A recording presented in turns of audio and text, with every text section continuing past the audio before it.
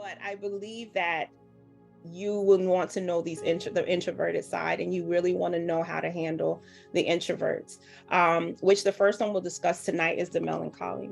The melancholy child is the child that is very sensitive. This is your perfectionist.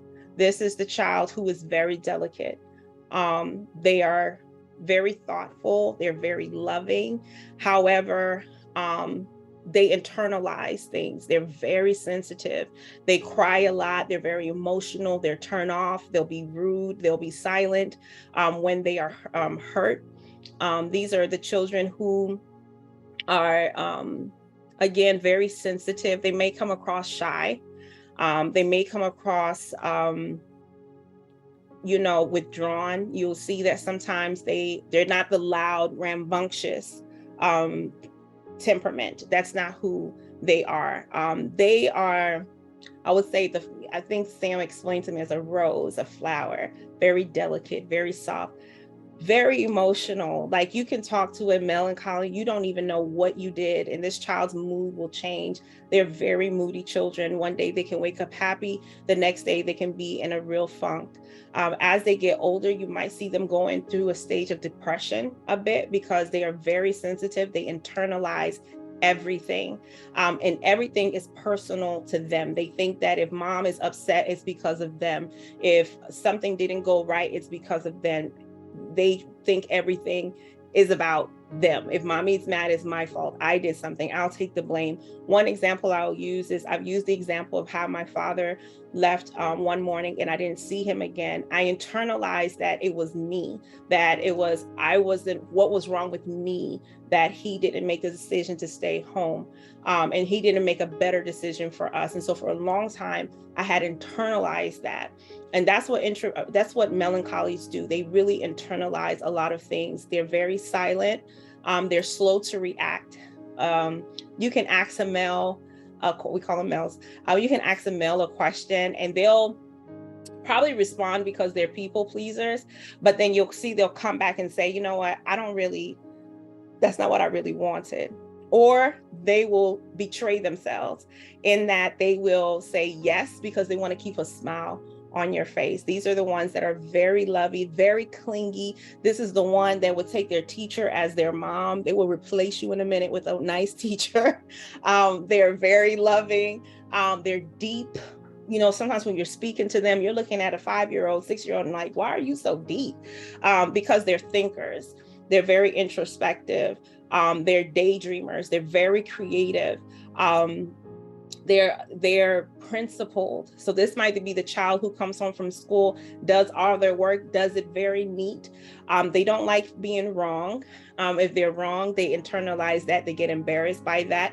And this self-talk that they tend to have is that their value is based on meeting their high expectations of themselves and what others' expectations are of them.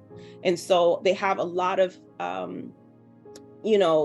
you see that they have this high expectation and try to attain high goals. And so you have to kind of communicate to the male that, you know what, it's okay. It's okay if you don't get it right. You're perfect even when it's wrong. Failure is you have to kind of teach them that failure is a good thing, because it will teach them what they did wrong and what they can do better. However, when you get to the other side of it, areas of growth for them, one area that needs a lot of growth is they tend to lean on the negative side a lot. They're very critical.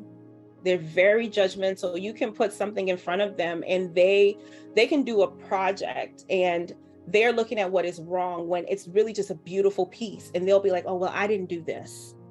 Oh, mommy, I forgot and I missed this part. So they're always quick to bring out the negative in their work. They're quick to bring out what you didn't do as a mom. Mommy, you didn't do this. They'll forget all the good things that you did. But that one thing you didn't do, they will bring it to your attention. Mommy, you didn't do this.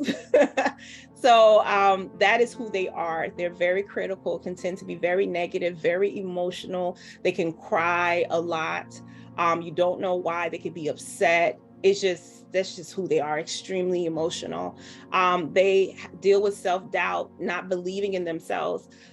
They have so much potential, but on their own, they see others better than them.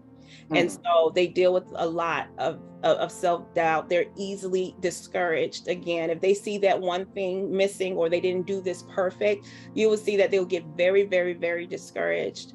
Again, emotional, um, sensitive, and they have low confidence. So even though they might be the most beautiful soul and so rich in just who they are, a lot of them deal with low self-esteem. They have this self-talk that I'm not good enough. I didn't do enough. I could have done more. This didn't go well. Because it wasn't 100%, um, it's not good at all. It's all or nothing for them. And that's why with children like this who are males, you don't want to put them in a box when it comes to profession, because when you tell them, hey, you're going to be a doctor, and then they don't become a doctor, they live their whole life thinking they never measured up.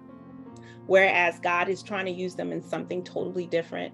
And so if they don't see that, if they don't know that, you will find that they will always live below their potential and be very unfulfilled because they didn't please the people around them. They didn't meet the standard that was put out there for them, because everything is about meeting high expectations and their expectations of themselves.